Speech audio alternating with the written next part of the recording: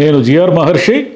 ఓడలు బండ్లు బండ్లు ఓడ అయితే అనే సామెత ఊరికే పుట్టలేదు, మన రాజకీయాలు చూసే పుట్టింటుంది. నిన్నటి మొన్నటి వరకు ఓడగా ఉన్నటువంటి వైసీపీ ఈరోజు బండిలాగా మారిపోయే ప్రమాదం కనిపిస్తూ ఉంది. రాజ్యసభలో 11 మంది సభ్యులు ఉన్నారనుకున్న వైసీపీకి ఈరోజు గట్టిగా 3-4 కూడా మిగిలే పరిస్థితి లేదు. దాంట్లో చాలా క్లియర్గా ఏమిటంటే మోపిదేవి వెంకటరమణ గారు, బీద మస్తాన్ రావు గారు ఆల్రెడీ రాజీనామా చేశారు. వాళ్ళు ఏదో టీడీపీ ఏదో బీజేపీ ఏదో పార్టీలోకి చేరతారు, అది వేరే విషయము, అది వాళ్ళ ఇష్టము. అయితే ఏమిటంటే ఇక్కడ విషయం ఏమిటంటే నిన్న మొన్నటిదాకా అధికారంలో ఉండి ఒకటే దూకుడు ప్రదర్శించిన వైసీపీ ఈరోజు ఆ పార్టీలో నుంచి దూకడం మొదలైంది.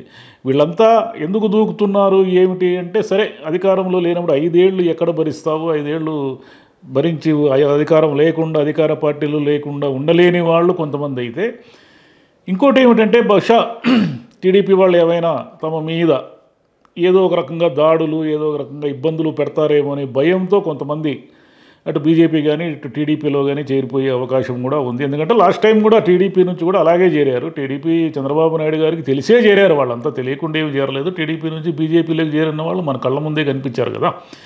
చంద్రబాబు నాయుడు గారి వ్యూహాలు ఎలా ఉంటాయంటే, ఆయన చాలా తెలివిగా ఇదంతా ప్రిస్టేజియస్గా తీసుకోరు. ఆయన తమ పార్టీలో నుంచి వెళ్ళిపోయినారంటే వెళ్ళిపోని అనుకుంటాడు, వస్తారనుకుంటారు అని అనుకుంటాడు, అంతే తప్ప దాన్ని ఏదో వీళ్ళు ఇప్పుడు శాపనార్థాలు పెడుతున్నారు. కానీ పోయినసారి మా పార్టీని చీల్చారు, 23 మందిని తీసుకొని మళ్ళీ ఆ 23 మంది మీకు మిగిలారు, ఈ శాపనార్థాలన్నీ పెడుతున్నారు. కానీ రాజకీయాల్లో శాపాలు ఈపాలు ఇవన్నీ వేస్ట్. కానీ ఇప్పుడు జరుగుతున్నది ఏమిటంటే, రాజ్యసభ సభ్యుల్లో గట్టిగా వైసీపీ తరఫున ఉండేవాళ్ళు ఎటు పోలేని వాళ్ళు మన కళ్ళకు కనిపిస్తున్నది. విజయసాయిరెడ్డి గారు, వైవి సుబ్బారెడ్డి గారు, అయోధ్యరామరెడ్డి గారు, నిరంజన్ రెడ్డి గారు, ఈ నలుగురే కనిపిస్తున్నారు.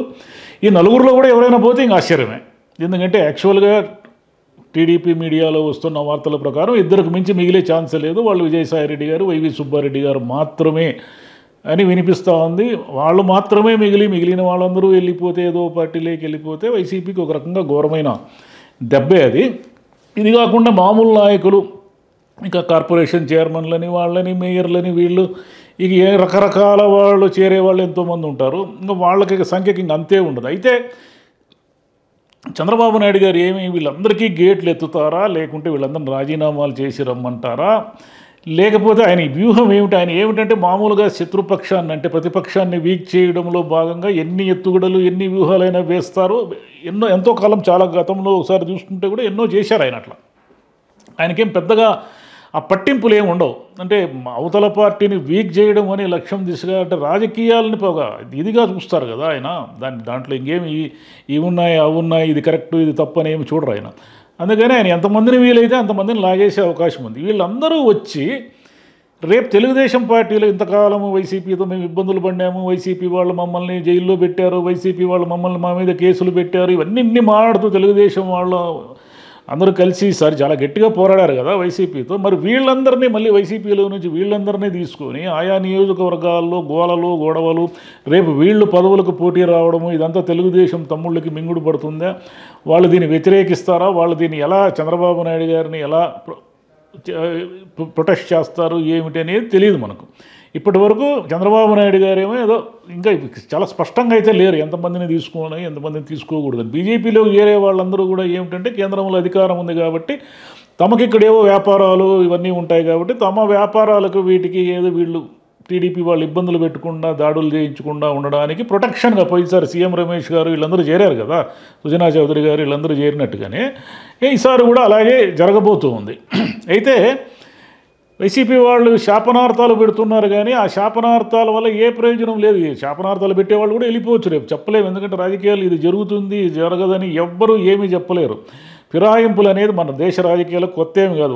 ఒకప్పుడు పూర్వకాలంలో భజన్లాల్ గారి కాలంలో ఆయారాం గయారాం అని ఒక సామెత పుట్టింది. ఆ సామెత ఏమిటంటే, ఈరోజు ఏ పార్టీలో ఉంటారో తెలియదు, రేపు ఏ పార్టీకి మారుతారో తెలియదు అనే ఒక విచిత్రమైన స్థితి ఉండింది ఎమర్జెన్సీ తర్వాత.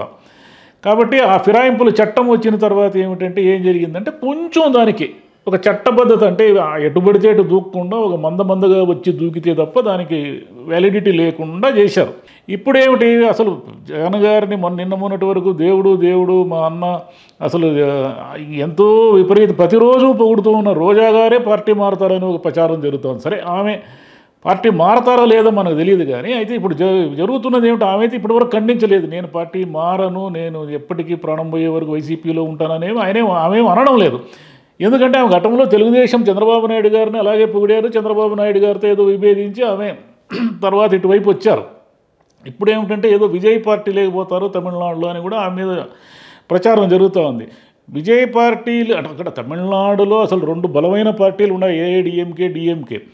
కమల్ హాసన్, రజనీకాంత్ వీళ్ళకే దిక్కులేదు. రజనీకాంత్ గారు పార్టీ పెట్టే చివరి వరకు పెడతా అనేసి చివరికి ఆయన వద్దు, ఇది మనతో కాదని వదిలేశారు. కమల్ హాసన్ గారు పార్టీ పెట్టి ఏమైందో మనం చూసాం. విజయకాంత్ గారు అంతకాలం యుద్ధం చేసి కూడా ఆయన ఏం పెద్ద ఫలితాలు సాధించలేకపోయారు. ఇప్పుడు పోయి ఈయన విజయ్ ఏం సాధిస్తాడు అనేది అక్కడ ఉన్న రాజకీయ వ్యాక్యూమ్ లేదు అక్కడ తమిళనాడులో. విజయ్ పార్టీ లేక ఆమె వెళ్ళి అక్కడ అసలు మన రాష్ట్రం కాకుండా, అంటే ఆమె భర్త తమిళనాడులో ఉన్నప్పటికీ అక్కడ వెళ్ళి ఏమి సాధిస్తారు? ఆమె నగరంలో ఆమె పార్టీ మారుతుంది అని ప్రచారం అవడానికి ఏమిటి బలమైన కారణాలంటే అక్కడ వైసీపీ వాళ్ళందరూ కూడా ఆమెకు వ్యతిరేకంగా పనిచేసినారు. విపరీతమైన తేడాతో ఓడిపోవడానికి కారణం ఏమంటే ఇదే. బహుశా ఆ కోపం ఏమైనా ఆమెలో ఉండొచ్చు. మరి రోజా గారు లాంటి ఆడుకోరు వాళ్ళే పార్టీ మారతారని ప్రచారం జరిగినప్పుడు మోపిదేవి రమణ గారు లేదా బీద మస్తాన్ రావు గారు లేదా వీళ్ళంతా కూడా ఇంక పెద్ద లెక్కలేకి మనం తీసుకోవాల్సిన అవసరం లేదు. ఇటు రాజంపేట ఆయనేమో మేడ రఘునాథ్ రెడ్డి గారేమో ఆయన ఏమంటున్నారంటే లేదు నేనేం పార్టీ మారడం లేదు అని అంటున్నారు. కానీ వాళ్ళు ఇంత మునుపు మేడ మల్లికార్జున రెడ్డి గారు టీడీపీ నుంచి వైసీపీలోకి వచ్చిన వాళ్ళే కదా. కాబట్టి పార్టీల పట్ల ఎవరికి ఏమి పెద్దగా అదేమిటి హార్డ్ కోర్గా ఇంకా ప్రాణానికి ప్రాణంగా ఈ పార్టీ కోసం పనిచేయాలని మూడైతే ఎవరికీ లేదు. ఎందుకంటే జగన్ గారు కూడా కొన్ని తప్పిదాలు చేశారు. తన కోసం ఎవరైతే పనిచేస్తున్నారో వాళ్ళకి ఒకరోజు కూడా ఇంటర్వ్యూ ఇవ్వకుండా, వాళ్ళు ఒకరోజు కూడా మాట్లాడకుండా ఆయన ఏం చేశారంటే అందరినీ దూరం అయిపోయేలా చేసుకున్నారు ఆయన. ఇప్పుడు చంద్రబాబు గారు వర్కింగ్ స్టైల్కి, జగన్ గారు వర్కింగ్ స్టైల్ మనం ఒకసారి గమనిస్తే ఈయన రోజు ఏదో ఒక హడావుడి చేస్తున్నాడు. ఏదో మీటింగ్ పెట్టడము, అది పెట్టడము, అక్కడ వచ్చేసి పెట్టుబడులు, ఇక్కడ వచ్చేసి సరే వస్తాయి రావు అది వేరే విషయం. ఏదో ఒకటి హడావుడి ముఖ్యమంత్రి కనిపిస్తూ ఏదో ఒక హడావుడి చేస్తున్నారు. జగన్ గారు ఏమిటి అసలు కనబడ్డమే మానేశారు. ఆయన పార్టీలో ఇప్పుడు వీళ్ళంతా దూరం అవుతున్నారు అంటే కేవలం అధికారం లేకపోవడం వల్లే దూరం అవుతున్నారని కూడా మనం అనడానికి వీల్లేదు. ఎందుకంటే ఆయన ఎవరైతే ముఖ్యమంత్రి ఉన్నారో ముఖ్యమంత్రిని వాళ్ళు కలిసే అవకాశం ఎప్పుడు ఇచ్చారు, ఎవరిచ్చారు? కాబట్టి వాళ్ళకి అసహనము, అసంతృప్తి మోపిదేవి రమణ గారికి అయితే అక్కడ తన లోకల్ రాజకీయాల్లో లేకుండా ఇటు ఢిల్లీలో పెట్టారని ఆయనకి ఏదో బాధ ఉంది. సరే రకరకాల కారణాలతో రకరకాల అసంతృప్తులు ఉన్నాయి, అసహనాలు ఉన్నాయి. దానికి తోడు పార్టీ ఘోరంగా ఓడిపోయింది. 1929 వరకు వెయిట్ చేయాలి. 29 పరిస్థితి ఏమిటో ఎవరికి తెలియదు. 29 వరకు ఈ పార్టీని కాపాడుకోవడం అనేది అంత చిన్న విషయం కాదు. అయితే జగన్ గారిలో ఉన్న పట్టుదల ఇవన్నీ ఉన్నాయి కాబట్టి ఆయన ఎలాగోలా కాపాడుకుంటాడు. దానికి తోడు చంద్రబాబు నాయుడు గారు ఖచ్చితంగా ఆయన ఇచ్చిన హామీలు నెరవేర్చలేరు. ఆయన హామీలు ఇవ్వడం దాంట్లో ప్రజల యొక్క విమర్శలు ఇవి ఎదుర్కొంటారు కాబట్టి గట్టిగా ఆయన వీక్ అవుతారు అనే ఒక నమ్మకం కూడా వైసీపీ వాళ్ళలో ఉంది. సరే భవిష్యత్తును మనం ఊహించలేము. కానీ ఇప్పటికిప్పుడైతే ఏం జరుగుతూ ఉందంటే ఆ పార్టీలో నుంచి అనేక మంది, అంటే ఆ పార్టీ కార్యకర్తల సంగతి వదిలేస్తే ఒక రేంజ్ నాయకులు కూడా అనేక మంది టీడీపీలో కానీ లేదా తమ మీద దాడులు చేస్తారు, తమ వ్యాపారాలకు ఇబ్బంది పెడతారు అనే భయాలు ఉన్నవాళ్ళు బీజేపీలో ఒక ప్రొటెక్షన్, అంటే ఒక రక్షణ కవచమే బీజేపీలో వాళ్ళు పోయి చేసింది ఏమీ లేదు. ఏదో ఈ తెలుగుదేశం గాలి, జగన్ గారి వ్యతిరేక గాలిలో బీజేపీ వాళ్ళు అనేక మంది గెలిచిపోయారు. కానీ ఈ కూటమిలో ఉండడం వల్ల మామూలుగా అయితే ఆయా నియోజకవర్గాల్లో వాళ్ళకేం పెద్ద బలమేమి లేదు నిజం చెప్పాలంటే. కానీ బీజేపీలో వాళ్ళు చాలామంది చేరిపోయే అవకాశం కూడా ఉంది. మరి ఇన్ని కష్టాలు, ఇబ్బందులు, వీటన్నిటి మధ్య జగన్ గారు తమ పార్టీని ఏం కాపాడుకుంటారు, ఎలా కాపాడుకుంటారు? మొత్తం సంఖ్యాబలం అంతా తగ్గిపోయిన తర్వాత బీజేపీ కూడా వీళ్ళకి ఏం విలువిస్తుంది? బీజేపీ ఏంటంటే రాజ్యసభలో వీళ్ళకి బలం ఉంది కాబట్టి కొంత వీళ్ళకి విలువిస్తూ ఉండేది.